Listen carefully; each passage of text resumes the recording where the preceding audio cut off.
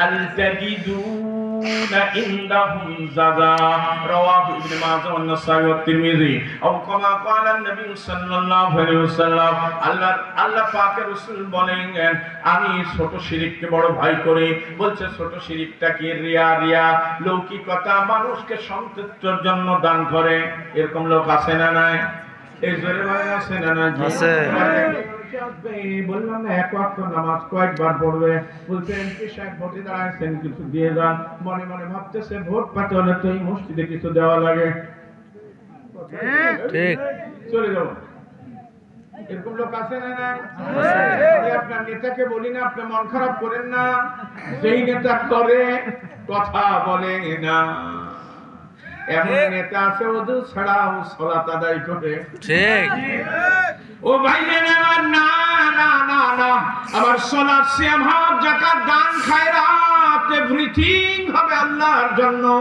আমার জীবনটাও হবে আল্লাহর জন্য, আমার বেঁচে থাকাও হবে আল্লাহর জন্য।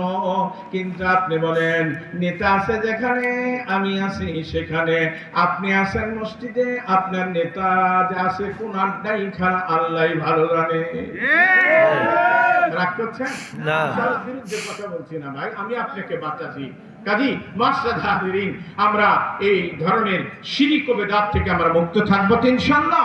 আমরা যদি শিরিক থেকে বাঁচতে পারি, কিয়ামতের ময়দানে হাদিসে কুদসি, ইয়া ইবনে আদম লাউ আন্নাকা আতাইতানি বিকুরাবিল আরদ খাতায়া সুম্মা লাকিতানি লা তুশরিক বিল্লাহ লা আতাইতুকা বিকুরাবিহা মাগফিরা। বলেন সুবহানাল্লাহ।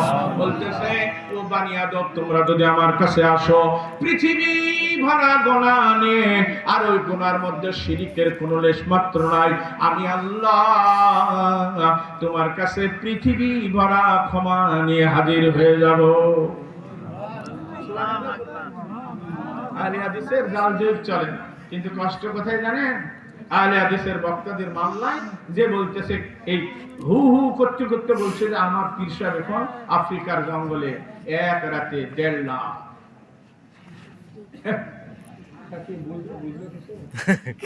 কাহিনী বলে কলা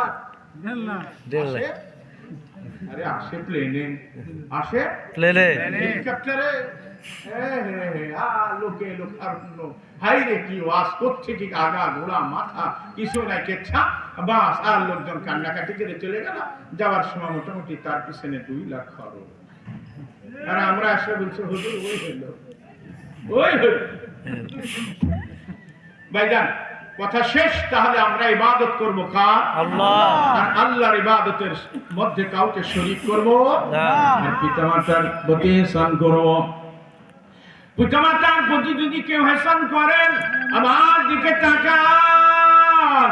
আনজাবের রাদিয়াল্লাহু তাআলা عن النبي صلى الله عليه وسلم قال ثلاثة كنا فيه يسر الله ربه وأدخله جنته إلى آخر الحديث رواه الترمذي।